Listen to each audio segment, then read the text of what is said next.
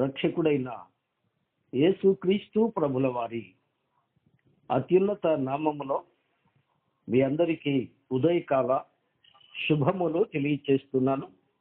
సకల ఆశీర్వాదములకు కారణభూతుడైన యేసుక్రీస్తు కృప మిమ్ములను మీ కుటుంబాలను సర్వ సమృద్ధిగా ఆశీర్వదించునుగాక. Praise the lord. ఎలా ఉన్నారండి? ప్రభు దిన ఉదయకాలాన్ని మనకిచ్చిన ప్రభువుకి మహిమ, ఘనత, ప్రభావములు కలుగునుగాక. ఆయన కృపతో గడిచిన వారమంతా కాపాడి మరొక ప్రభు దినాన్ని మనకిచ్చారు. అందుకు ఆయనకు మనం ఎంతైనా కృతజ్ఞత చెల్లించవలసిన వారమై ఉన్నాం. మంచిది, చక్కని పాట విన్నాం. దేవునికి స్తోత్రం. ఈ సమయంలో పరిశుద్ధ లేఖనములో నుండి కొద్ది నిమిషాలు మాత్రం దేవుని వాక్యాన్ని జ్ఞాపకం చేసుకుందామండి. రండి. క్రొత్త నిబంధనలో నుంచి రెండు భాగాలు. మొట్టమొదటిగా యోహాను రాసిన మొదటి పత్రిక 3వ అధ్యాయం. యోహాను రాసిన మొదటి పత్రిక అండి, 3వ అధ్యాయం మొదటి వచనాన్ని చదువుతున్నారు. మొదటిగా యోహాను రాసిన మొదటి పత్రిక 3వ అధ్యాయం మొదటి వచనము. మనము దేవుని పిల్లలమని పిలువబడినట్లు తండ్రి మనకెట్టి ప్రేమ అనుగ్రహించెనో చూడుడి. మనము దేవుని పిల్లలమే. ఈ హేతువు చేత లోకము మనలను ఎరుగదు, ఎలయనగా అది ఆయనను ఎరుగలేదు. మరొక భాగాన్ని కూడా చదువుకుందాం. క్రొత్త నిబంధనలో నుంచి ఎఫెసీయులకు రాసిన పత్రిక అండి, కృత నిబంధన 173వ పేజీ. ఎఫెసీయులకు రాసిన పత్రిక 1వ అధ్యాయము 3వ వచనం నుండి చదువుకుందాం. 3వ వచనం నుండి అండి. మన ప్రభు అయిన యేసుక్రీస్తు యొక్క తండ్రియగు దేవుడు స్తుతింపబడును గాక. ఆయన క్రీస్తునందు పరలోక విషయములలో ఆత్మ సంబంధమైన ప్రతి ఆశీర్వాదమును మనకు అనుగ్రహించెను. ఎట్లనగా తన ప్రియుని యందు తాను ఉచితముగా మనకు అనుగ్రహించిన తన కృపా మహిమకు కీర్తి కలుగునట్లు తన చిత్త ప్రకారమైన దయా సంకల్పము చొప్పున యేసుక్రీస్తు ద్వారా తనకు కుమారులనుగా స్వీకరించుటకై మనలను ముందుగా తన కోసము నిర్ణయించుకొని మనము తన ఎదుట పరిశుద్ధులమును నిర్దోషులమును అయి ఉండవలెనని జగత్తు పునాది వేయబడక మునుపే ప్రేమ చేత ఆయన క్రీస్తులో మనలను ఏర్పరచుకొనెను. దేవుడు ఈ రెండు వాక్య భాగములను మన కొరకై ఆశీర్వదించును గాక. ఈ సమయంలో చదవబడిన ఈ లేఖనంలో మనకు కనబడుతున్న మాట, గడిచిన శుక్రవారం దైవజనుల ద్వారా మంచి తలంపు మనం విన్నాం. మనము దేవుని కుమారులము అనే చక్కని తలంపును మనం వింటూ వచ్చాం. కుమారులు. ఈ పూట కుమారులు అనే మాటల గురించి మరికొన్ని తలంపులు విందాం. గమనించండి. మనము దేవుని పిల్లలమని పిలువబడినట్లు తండ్రి మనకెట్టి ప్రేమ అనుగ్రహించెనో చూడుడి. ఈ భాగంలో నుంచి కొన్ని తలంపులు దేవుని యొక్క నామంలో మీకు తెలియచేయాలని, మీకు జ్ఞాపకం చేయాలని ఆశపడుతున్నాను. చదవబడిన లేఖన భాగంలో అనుగ్రహించెనో అనే దగ్గర 3వ నంబర్ ఇస్తుందండి. 3వ నంబర్ కింద ఫుట్నోట్లో ఏముందండి? మనకెట్టి ప్రేమ చూపెనో. గమనించారా? ఇక్కడ 2 క్యారెక్టర్స్ కనబడుతున్నాయి. కాంటెస్ట్ ఏంటంటే మనము దేవుని పిల్లలమని పిలవబడేందుకొరకై, మనము దేవుని పిల్లలమని పిలవబడేందుకై తండ్రి మనకెట్టి ప్రేమ అనుగ్రహించెనో అని మెయిన్ ఎడిషన్ లో ఉంది. ఫుట్ నోట్ లో ఏముందండి? చూపెనో, ఎట్టి ప్రేమ చూపెనో. అంటే రెండు క్యారెక్టర్స్ ఇక్కడ కనబడుతున్నాయి, లేదా రెండు క్రియలు కనబడుతున్నాయి అని నేను అంటున్నాను. ఇక్కడ ఇద్దరు ఉన్నారు. ఒకటి అనుగ్రహించిన వారు, రెండు చూపినవారు. ఏం చూపారు? ప్రేమ చూపారు. ఏమిచ్చారు? ప్రేమ ఇచ్చారు. ఎందుకు ఇచ్చారు అనగా, మనము దేవుని పిల్లలమని పిలవబడినట్లు. దేవుని పిల్లలు అని ఇక్కడ ఉంది. ఇంగ్లీష్లో సన్స్ ఆఫ్ గాడ్ అని ఉంది. ఏమండి? దేవుని కుమారులు, దేవుని కుమారులు అనే భావన గమనించండి. మనము దేవుని కుమారులని పిలవబడినట్లు అని ఇక్కడ వ్రాస్తూ ఉన్నాడు. మనము దేవుని కుమారులమని. కుమారత్వంలో ఉన్న గొప్ప తత్వం మనం అర్థం చేసుకోవాలి. గమనించండి, కుమారత్వము దేవుని కుమారులుగా పిలవబడాలని. గమనించరా? దేవుని కుమారులమైనా మనము? దేవుని కుమారులమైనా? దేవుని కుమారులని పిలువబడటం ఏంటి? మరొక మాట కూడా మనం చదువుకున్నాం కదూ, ఎఫెసీయులకు రాసిన పత్రిక 1వ అధ్యాయంలో. ఏమండి? 5, 4 నుండి 6 వచనాలు కలుస్తున్నాయి కదూ. అందులో చూడండి, యేసుక్రీస్తు ద్వారా తనకు కుమారులుగా స్వీకరించుటకై. గమనించదా? స్వీకరించుటకై, కుమారులుగా స్వీకరించడానికి, కుమారులుగా పిలువబడటానికి. అంటే మునుపు కుమారులు కారా? ఈ మాట గమనించాలి. వాస్తవానికి మనుషుడు దేవుని కుమారుడే. గత శుక్రవారం అన్నగారి ద్వారా మనం వింటూ వచ్చాం కదండి. లూకా రాసిన సువార్త కదూ, 3వ అధ్యాయము 38వ వచనంలో మనం వింటూ వచ్చాం. ఏమి విన్నాము అండి? చివరి లైన్ కదూ, ఆదాము దేవుని కుమారుడు అని. చివరి లైన్ లేదా చివరి వచనం. కైనాను ఎనోషుకు, ఎనోషు షేతుకు, షేతు ఆదాముకు, ఆదాము దేవునికి కుమారుడు అని. ఆదాము దేవుని కుమారుడు. ఆదాములో నుండి సమస్త మానవ జాతి వచ్చింది అని బైబిల్ చెప్తున్న అద్భుత సత్యం. వాస్తవం అదే. అలాగైతే ఆరంభ మనుష్యుడు ఆదాము, అతడు దేవుని కుమారుడు అని లూకా భక్తుడు కన్ఫర్మ్ చేశాడు అని. అయితే ఇక్కడ ఏమంటున్నాడు?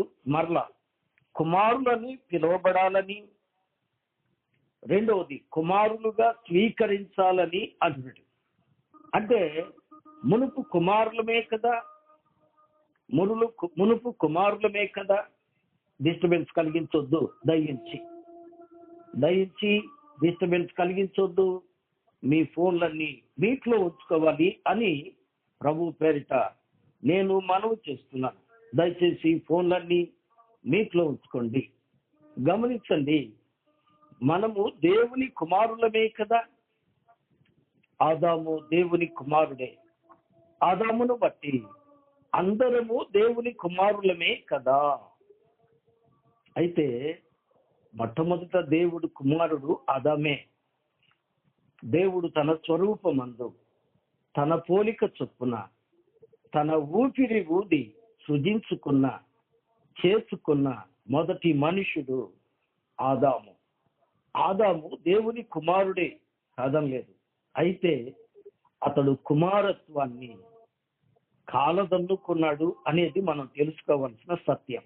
బాబు, అమ్మ, ఆ ఫోన్ ఎవరితో గమనించండి. దయచేసి డిస్టర్బెన్స్ కలిగించొద్దు. మీ ఫోన్లన్నీ ప్రతి ఒక్కరు చూసుకోండి. మీ ఫోన్లు మీట్లో ఉన్నాయా లేదా? శబ్దాలు వినబడుతున్నాయి.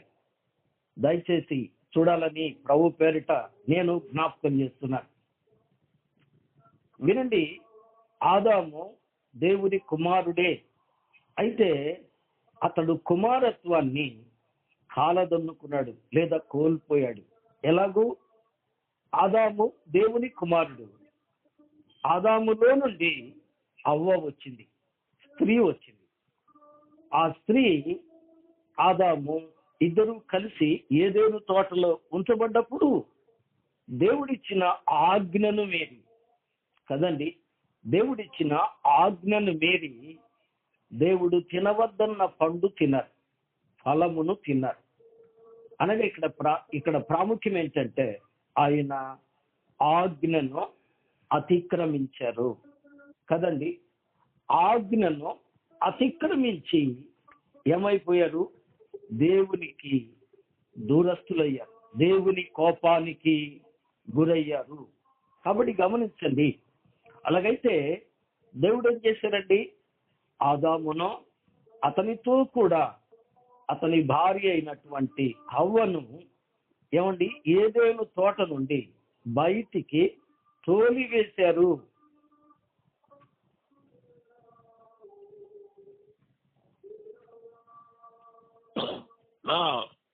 అయ్యా వికేనా, మీ లైన్ లో ఎవరో చూడు. వికేనా అన్నా నాకు జాబ్ చేసేది రాదన్నా, అయిపోయింది అన్నా.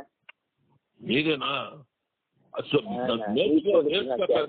డిస్టర్బెన్స్ అవుతుంది, పక్కన బటన్ నొక్కితే సైలెన్స్ పడిపోద్ది. సరే, ఓకే, మంచిది ప్రియులారా. వాక్యాన్ని విందాం కొద్ది నిమిషాలు. ఇప్పటికి చాలా సమయం అయిపోయింది. వాక్యాన్ని విందాం కొద్ది నిమిషాలు. గమనించండి, దేవుడు ఆదామును ఏదేను తోట నుండి తోలివేశాడు. తోలివేసినప్పుడు అతడు దేవుని కుమారత్వాన్ని కాలదన్నాడు. అంటే దేవుడు తీసేసాడని కాదు, దేవుడు తృణీకరించాడు అని కూడా కాదు. అయితే ఆ కుమారత్వంలోని తత్వాన్ని ఇతడు కోల్పోయాడు. కుమారుడు స్వతంత్రుడు, కుమారుడు భాగస్థుడు, కుమారుడు గౌరవనీయుడు, కుమారుడు భాగస్థుడు, గౌరవనీయుడు, గౌరవస్తుడు కదండి. అయితే ఆ గౌరవాన్ని పోగొట్టుకున్నాడు, ఆ యొక్క భాగాన్ని పోగొట్టుకున్నాడు. వెళ్ళగొట్టి, ఆ మాట చాలా అద్భుతంగా ఉంటుంది. దేవుడైన యెహోవా ఏదేను తోటలో నుండి హవ్వ ఆదాములను బయటికి వెళ్ళగొట్టి వారు మళ్ళీ తిరిగి రాకుండా ఖడ్గజ్వాలను కాపలా ఉంచాడు అని వ్రాశారు. అలాగైతే ఈ దేవుని బిడ్డలారా, సన్నిధిని పోగొట్టుకున్నాడు.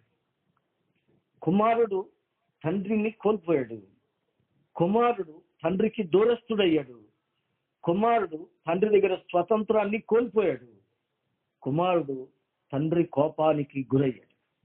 కాబట్టి అలా తప్పిపోయిన కుమారుని తిరిగి తనకు కుమారుడుగా పిలువబడాలని గమనించండి. రెండవది, తనకు కుమారుడిగా తిరిగి స్వీకరించాలని. ఏమండి? తిరిగి స్వీకరించాలని దైవ సంకల్పం ఇక్కడ కనిపిస్తుంది. అందుకనే ఏమండి, మనము దేవుని పిల్లలమని పిలువబడాలని తండ్రి ఏం చేశారండి? తన ప్రేమను అనుగ్రహించారు. ఏమండి? God has given his love to us. మన కోసం తన ప్రేమను ఆయన ఇచ్చారు. ఎందుకు ఇచ్చారు? మనము దేవుని పిల్లలమని పిలువబడాలని. ఆ ప్రేమ యోహాను సువార్త 3వ అధ్యాయము 16వ వచనం కదూ. దేవుడు లోకమును ఎంతో ప్రేమించెను, కాగా ఆయన తన అద్వితీయ కుమారునిగా పుట్టిన వాని యందు విశ్వాసముంచు ప్రతివాడు నశింపక నిత్య జీవం పొందినట్లు ఆయనను మనకు అనుగ్రహించను. వినరా? ఆయనను మనకిచ్చారు. ఎందుకు అంటే నశింపు లేకుండా నిత్య జీవాన్ని పొందటానికి. అనగా కుమారుడు నిత్య జీవాన్ని కోల్పోయాడు. ఏం తెచ్చుకున్నాడు? మరణాన్ని తెచ్చుకున్నాడు. ప్రభువే అన్నారు ఏమని? నీవు నా మాట వినక నీ భార్య మాట విని నేను తినవద్దన్న ఫలమును తింటివి గనుక నీ నిమిత్తము నేల శపించబడింది, నీవు మన్నే గనక మన్నైపోదువు అన్నారు కదండి. నిజమే. అలాగైతే ఆ దేవుని యొక్క కోపాన్ని, శాపాన్ని తీసివేసి ఆ మానవునికి నిత్య జీవాన్ని, కుమారత్వాన్ని తిరిగి ఆపాదించడానికి లేదా ఇవ్వడానికి దేవుడిచ్చినటువంటి ఒక ప్రణాళిక ఏమిటి అంటే తన ప్రేమను అనుగ్రహించారు. ఆ ప్రేమ పేరే ఏమండి? దేవుడు. యోహాను పత్రికలో మనం చదువుతాం కదండి, దేవుడు ప్రేమ స్వరూపి కదండి. దేవుడు ప్రేమ స్వరూపి. ఇదే యోహాను మొదటి పత్రిక 4వ అధ్యాయంలో 8వ వచనంలో చదువుతాం. దేవుడు ప్రేమ స్వరూపి అని. ఫుట్నోట్లో ఏముందండి? దేవుడు ప్రేమై ఉన్నాడు. గమనించారా? ఆ ప్రేమ ఏ ప్రేమది? కన్న ప్రేమ. కన్న ప్రేమ. కన్న తండ్రి గనుక ఏమండి? కన్న తండ్రి గనుక ఏం చేశాడండి? తన కుమారుణ్ణి కోల్పోవటం తనకి ఇష్టం లేక. నిజమే. లూకా సువార్త 15వ అధ్యాయంలో ప్రభు చెప్పిన ఒక చిన్న వివరణ మనం చూస్తాం. ఒక తండ్రికి 2 కుమారులు. చిన్నవాడు తండ్రిని తన ఆస్తిలో భాగమిమ్మని అడిగి తండ్రి యొద్ద నుండి కోల్పోయి దూరమైపోయి వెళ్ళిపోయాడు అని చదువుతున్నాం. అయితే ఆ కుమారుడు తిరిగి రావాలని ఈ తండ్రి ఆ కుమారుని కొరకు ఎదురు చూస్తున్నాడు కదండి. ఎదురు చూస్తున్నాడు. అంతేకాదు, అతడు ఇంకా దూరముగా ఉండగానే పరుగెత్తుకొని పోయి అతని మెడ మీద పడి ముద్దు పెట్టుకున్నాడు. ఇదే ప్రేమ. కాబట్టి కోల్పోయిన కుమారుణ్ణి తిరిగి కుమారత్వంలోనికి తేవడానికి ఆయన తన ప్రేమ అనే ఏమండి తన అద్వితీయ కుమారుని ఈ లోకంలోనికి పంపించాడు. ఎందుకు అనగా వాక్యంలో ఉంది, వారు ఏం చేశారండి? దేవుని ఆజ్ఞను మీరారు. ఆజ్ఞను మీరి తినవద్దన్న వృక్ష ఫలమును తినరు. ఆజ్ఞాతిక్రమమే పాపం. ఆజ్ఞాతిక్రమమే పాపం. కాబట్టి పాపము వలన వచ్చు జీతము మరణము కదండి. కాబట్టి దేవుడు అతనికి మరణాన్ని శాసించారు. ఆ మరణము ఎలా వచ్చిందండి? ఎలా వచ్చిందంటే దేవుడు వారిని శపించారు. నీవు మన్నే గనక నీవు మన్నైపోదువు, ఈ భూమి నీ నిమిత్తము శపించబడి ముళ్ళ తుప్పలను గచ్చ పొదలను మొలిపించును అన్నారు కదా. అలాగైతే అటువంటి శాపాన్ని మొట్టమొదట నివృత్తి చేయడానికి ఏమండి తన కుమారుని ఈ లోకానికి పంపించారు. ఎందుకొరకు అంటే ప్రియులరా చూద్దాం. గలతీయులకు వ్రాసిన పత్రిక అని, గలతీయులకు వ్రాసిన పత్రిక. ఈ గలతీ పత్రికలో మనం చూస్తాం 3వ అధ్యాయము 13, 14 వచనాలు కలిసి ఉన్నాయి. చదువుదాం. ఆత్మను గూర్చిన వాగ్దానము విశ్వాసము వలన మనకు లభించున్నట్లు అబ్రహాము పొందిన ఆశీర్వచనము క్రీస్తు యేసు ద్వారా అన్యజనులకు కలుగుటకై క్రీస్తు మన కోసము శాపమై మనలను ధర్మశాస్త్రము యొక్క శాపము నుండి విమోచించెను. ఇందును గూర్చి మాను మీద వేలాడిన ప్రతివాడును శాపగ్రస్తుడు అని వ్రాయబడి ఉన్నది. అనగా శాపమై అనగా ఫుట్నోట్లో ఏముందండి? శాపగ్రాహి అయి. మన మీద ఉన్న శాపమును ఏమండి? శాపము ఏమిటి? నీ నిమిత్తము నేల శపించబడింది. అనగా నీవు శపించబడ్డావు, నేల శపించబడింది. ఆ శాపమును నివృత్తి చేయడానికి శాపగ్రాహి కావడానికి ఆ ప్రేమ అయిన దేవుడు పంపబడ్డాడు. వినరా? పంపబడ్డాడు. నంబర్ 2, రెండవది మొదటి యోహాను పత్రిక 4వ అధ్యాయము. చూడండి, మొదటి యోహాను పత్రిక 4వ అధ్యాయము 10వ వచనం కదూ, మనము దేవుని ప్రేమించితిమని కాదు, తానే మనలను ప్రేమించి మన పాపములకు ప్రాయశ్చిత్తమై ఉండుటకు తన కుమారుని పంపెను. ఇందులో ప్రేమ ఉంది. వినరా? మన శాపమును తీసివేయుటకు నంబర్ 1 ఆయన శాపగ్రాహి కావడానికి పంపబడ్డారు.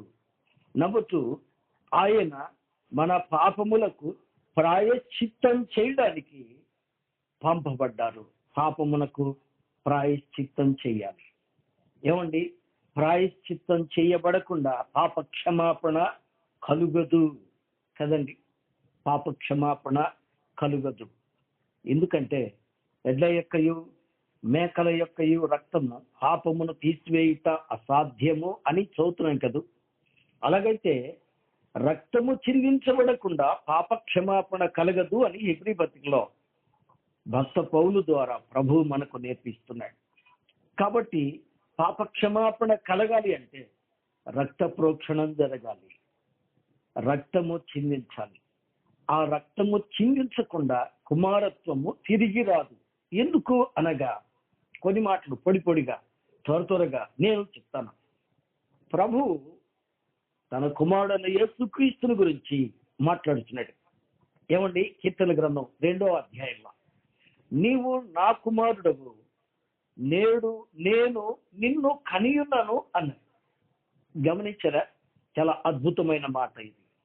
నేడు నేను కనియున్నాను. కనబడిన వాడే కుమారుడు. గమనించరా? దేవదూతలు కుమారులు కారు. దేవదూతలు కుమారులు కారు. దేవదూతలు ఎవరు? ఏమండి? దేవదూతలు ఎవరు? ఆయన చిత్తము నెరవేర్చు పరిచారకులు మాత్రమే. అంతేకాదు, భక్త పౌలు అన్నాడు, పరిశుద్ధులకు పరిచర్య చేయడానికి పరిచారకులు కారా అంటారు కదండి. కాబట్టి దేవదూతల కట్టి భాగ్యము లేదు. గమనించారా? ఆ కుమారత్వము ఏమండి? రక్త ప్రోక్షణం ద్వారా వస్తుంది. అవును, తల్లి తన రక్తాన్ని పంచి తన గర్భాన్ని చీల్చి కుమారునికి జన్మనిస్తుంది. ఆ రక్త స్పర్శ వలన ఆ రక్తం పంచుకుని పుట్టినవాడు కుమారుడవుతాడు. అది రక్తబంధం. గమనించరా? ఆ రక్తబంధం లేనివాడు కుమారుడు కానేరడు. అవును, అందుకనే అట్టి బంధాన్ని తిరిగి సంపాదించి కుమారత్వాన్ని ఇవ్వడానికి ఆయన ఏం చేశారండి? గమనించండి, కొరింథీయులకు రాసిన 2వ పత్రిక 5వ అధ్యాయము 21వ వచనం, ఎందుకనగా మనం ఆయన యందు దేవుని నీతి ఎగునట్లు పాపమెరుగని ఆయనను మన కోసము పాపముగా చేసి. అంతేనండి.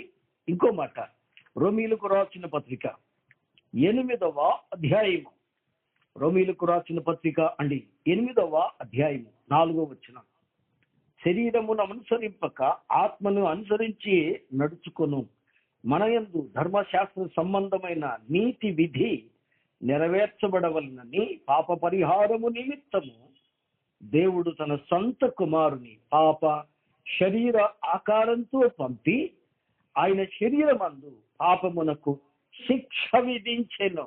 వినరే? ఆయన ఎందుకు పంపబడ్డారు అంటే, ఒకటి శాప నివృత్తి చేయడానికి, శాపగ్రాహి కావడానికి. అవును, మాను మీద వేలాడీయబడిన వాడు శాపగ్రస్తుడు.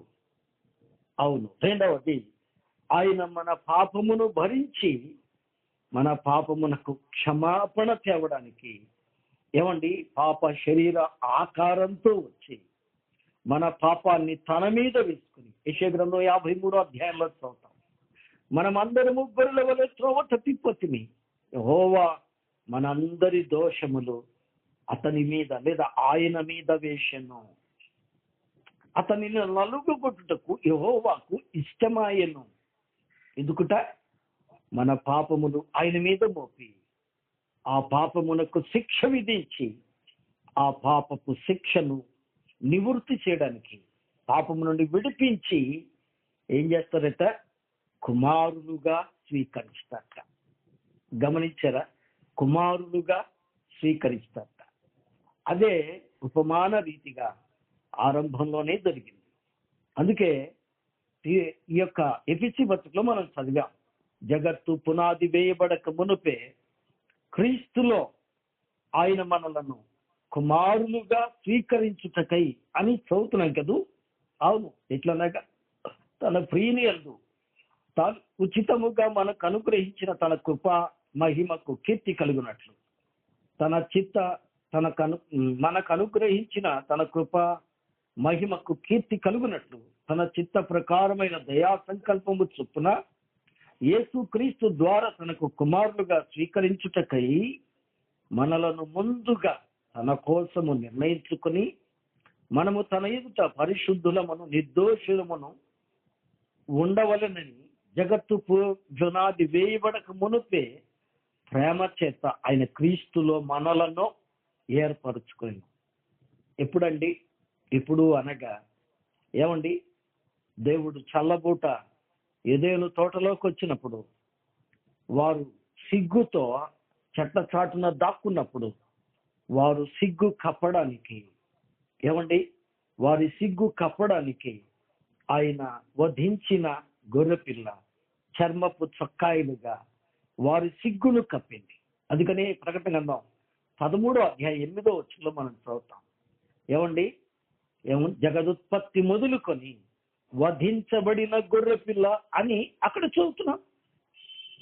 అవును, మన కొరకు ఉపమానంగా అక్కడ వ్రాయబడ్డ మాట. క్రీస్తు యేసుగా ఈ లోకంలోనికి మానవావతారిగా వచ్చి మనలను పాపం నుండి విడిపించడానికి పంపబడ్డారు. నిజమే. మరలా విందాం, గమనించండి. ఆయన మనలను ఏమండి కుమారులుగా పిలువబడటానికి తండ్రి మనకెత్తి ప్రేమ అనుగ్రహించెను. ఇది తండ్రి కార్యం. రెండవది కుమారుని కార్యం. ఫుట్నోట్లు ఏముందండి? మనకెత్తి ప్రేమ చూపెను. వినరా? ఎత్తి ప్రేమ చూపెను. నిజమే, ఆయన ఇచ్చారు, ఈయన చూపించారు, అంటే ప్రదర్శించారు. ఆ ప్రేమను ప్రదర్శించారు. ఆ ప్రేమను ప్రదర్శించిన ప్రభు ఎటివారు? ఆయన జన్మములో పాపం లేదు. పుట్టబో శిశువు పరిశుద్ధుడై అని గబ్రియేలు దేవదూత చెప్పారు. ఆయన జన్మముతో పరిశుద్ధుడు. ఆయన పరిశుద్ధుడు పరిశుద్ధుడు పరిశుద్ధుడని గాన ప్రతిగానములతో కీర్తించబడుతున్న మహాప్రభు. అటువంటి పరిశుద్ధుడు పాపిగా నిలబెట్టబడ్డాడు, నేరములు మోపబడ్డాడు. ఇతడు పాపి, చంపండి అంటుంటే ఏమండి, బొచ్చు కత్తిరించు అని ఎదుట గొర్రె మౌనంగా ఉన్నట్టు తల దించుకున్నాడు. ఆయనే అన్నారు ఒకప్పుడు యోహాను సువార్త 8వ నాలో పాపముందని మీలో ఎవడు స్థాపించగలడు అన్న ఆయన పాపపు శిక్ష విధించబడడానికి పాపిగా పిలాతు ఎదుట నిలవబడ్డాడు. ఎందుకు? ఏమండి, because of the love of God. దేవుని ప్రేమ ప్రదర్శించబడింది అక్కడ. ఏమండి, దేవుని ప్రేమ ప్రదర్శించబడింది. పాపిగా ఎంచబడ్డాడు, పాపిగా నిలవబడ్డాడు, పాపిగా తీర్పుకు నిలుచున్నాడు. ఏ పాపము ఎరుగని ఆయన పాపిగా నిలవబెట్టబడ్డాడు. రెండవది ఏం చేయబడ్డాడండి? పాపపు శిక్ష విధించబడ్డాడు. ఆయన్ని ముఖాన ఊమి వేస్తున్నారు,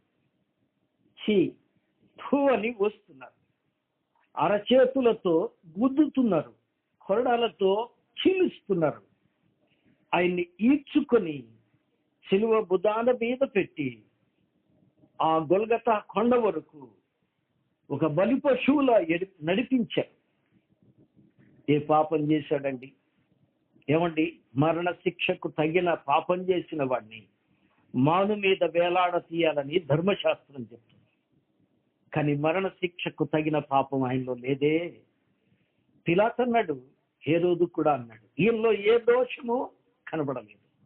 నిర్దోషి అయిన ఆయన మనలను నిర్దోషులనుగా చేయడానికి దోషిగా శిక్ష విధించబడ్డాడు. ప్రేమ చూపాడు, నిజమే ప్రియ. అంతేకాదు, ఆయన తలను ముండ కిరీటం, చేతులలో చీలలతో, కాళ్లలో చీలలతో ఆకాశానికి భూమికి మధ్య వేలాడదీయబడి అందరి చేత దూషింపబడుతున్నాడు. ఏమని? దేవుణ్ణని చెప్పుకున్నావు, చేతగాని వాడ, దేవుడు అయితే దిగిరా, నీకు చేత అయితే దిగిరా అని ఎగతాళి చేస్తున్నప్పుడు తల దించుకున్నాడు. ఆయన మారు మాట్లాడలేదు. వై? ఎందుకు అనగా ప్రేమను చూపడానికి, క్రీస్తు ప్రేమను చూపడానికి. అందుకనే మనం చదువుతాం కదా రోమీయులకు రాసిన పత్రికలో 5వ అధ్యాయంలో, ఏమండి, దేవుడు తన ప్రేమను వెల్లడిపరుచున్నాడు.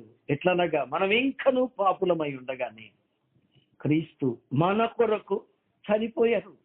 నిజమే పిల్లారా, తన ప్రేమను చూపారు. ఎంతవరకు చూపారంటే దేహం అంతా చీలిపోతున్నా, రక్తం ధారలుగా కారిపోతున్నా, ఏమండి, ఆయన వేదన అనుభవిస్తున్నా, మాంసం ముద్దలాగా మారిపోయిన ధవళవర్ణుడు, రత్నవర్ణుడు, 10,000 మంది పురుషులలో గుర్తింపగలిగిన సౌందర్యవంతుడు చిల్ల పెంకులా మారిపోయిన, అందరూ దూషించిన, ఎవరు కూడా ఏ ఒక్కరు కూడా ఆయన్ని జాలిపడలేదు. ఏమయ్యాడండి? ఆయన రిక్తుడైపోయాడు. ఎవరి సహాయము లేదు, ఎవరు ఆయన్ని అయ్యో పాపము అన్నవారు లేరు. కొందరు ఏడుస్తూ లోపల నోరు కుక్కుకుంటున్నారు, మరి కొందరు నవ్వుతూ ఎగతాళి చేస్తున్నారు, మరి కొందరు వికటాట్టహాసాలు పగ తీరినట్టుగా చేస్తున్నారు. ఇలా చేస్తున్నప్పటికీ ఆయన ఆ శిక్ష భరించి వారి క్షమ కొరకై ప్రార్థించాడే తప్ప మారు మాట్లాడలేదు. వై? ఎందుకు అంటే ప్రేమతో, ఆ ప్రేమతో తిరిగి కుమారత్వాన్ని ఇవ్వడానికి. అందుకనే కుమారుడు తిరిగి వచ్చినప్పుడు ఆ తండ్రి ఏం చేశాడండి? ఆ తండ్రి ఏం చేశాడు? తన పనివారిని పిలిచి, క్రొవ్విన దూడను వధించండి, మనము విందు చేసుకుని సంతోషపడదాము. ఈ నా కుమారుడు తప్పిపోయి దొరికెను, చనిపోయి బ్రతికెను అన్నాడు.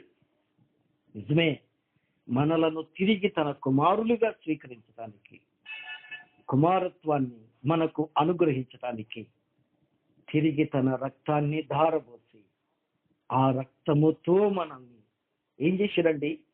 గలతీ 4:4 ప్రకారం దత్తపుత్రులుగా చేసుకున్నాడు, తనకు కుమారులుగా స్వీకరించాడు. అందుకని మనం స్వీకృత కుమారులము అని కొన్ని చోట్ల వ్రాయబడుతుంది. కానీ ఆయన మనల్ని కుమారులుగా ఎన్నుకున్నాడు. ఎలా ఎన్నుకున్నాడండి?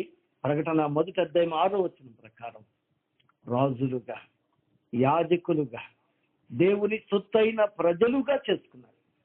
ఇతి భాగ్యం దేవదూతలకు లేదు కదా. నిజమే, ఈ కుమారత్వంలోని ఉన్నత తత్వం తెలుసుకుంటే ఎంత భాగ్యం. మనము దేవుని పిల్లలమని పిలువబడినట్లు తండ్రి మనకు తన ప్రేమను అనుగ్రహించాడు. కుమారుడు తన ప్రేమను చూపి తన ప్రాణాన్ని ధారబోసి చనిపోయి తిరిగి లేచి మనలను తనకు కుమారుడుగా చేసుకున్నాడు. మనకు పరలోకంలో తన సింహాసనాన్ని తిరిగి వారసత్వంగా ఇచ్చారు. ఇట్టి భాగ్యం ఇచ్చిన దేవుడు ఏమండి ఎంత గొప్పవాడు. అందుకే వాక్యంలో ఉంది, మన ప్రభు అయిన యేసుక్రీస్తు యొక్క తండ్రి అయిన దేవుడు స్తుతింపబడునుగాక. మనలను తనకు కుమారుడుగా స్వీకరించిన ఆ ప్రభువును మనం ఎంత స్తుతించినా రుణస్థులమే కదూ. ఇట్టి భాగ్యము కెరూబులకు, శరాపులకు, దూతలకు, మహాదూతులకు ఇట్టి వారికి లేదు. ఎవరికి ఉందండి? ఈ మంటి పురుగులకు ఉంది. ఏమండి? ఈ మంటి పురుగులకు ఉంది. తనకు కుమారులుగా ఉండే భాగ్యం. దేవుని కుమారులు ఎవరు అనగా మనుషులే. తన యందు విశ్వాసం ఉంచిన వారు తనెందరు అంగీకరించిరో వారందరికీ దేవుని పిల్లలగుటకు ఆయన అధికారం ఇచ్చారు, కుమారులుగా స్వీకరించారు, పరలోక సింహాసనాన్ని ఇచ్చారు. ఆ సింహాసనంలో కూర్చునే భాగ్యము ఈ మట్టి పురుగులది. ఆ బలమైన దూతలు సింహాసనం ఎదుట నిలబడు వారు మాత్రమే. బా, ఎంత గొప్ప భాగ్యం! ఇటు ప్రేమ చూపినికి దేవునికి ఏమిచ్చినాడు రుణస్థలమే కాదు. అందుకే వినమ్రతతో మోకరించి కన్నీటితో ఆ ప్రభు చేసిన ఉపకారాన్ని జ్ఞాపకం చేసుకుంటూ హృదయపూర్వకమైన కృతజ్ఞత చెల్లించుటకు మనము బద్ధులమై ఉన్నాము. అందుకని దావీదు అంటున్నాడు, నా ప్రాణమా యెహోవాను సన్నుతించు, ఆయన చేసిన ఉపకారాల్లో నీవు దేనిని మరువకము అన్నాడు. కాబట్టి అతి ప్రేమ చూపిన దేవుని హృదయపూర్వకంగా ప్రభువుకు కృతజ్ఞత చెల్లించుదుము గాక. దేవుడు తన మాటలను మన కొరకై ఆశీర్వదించును గాక. ఆమేన్, ఆమేన్.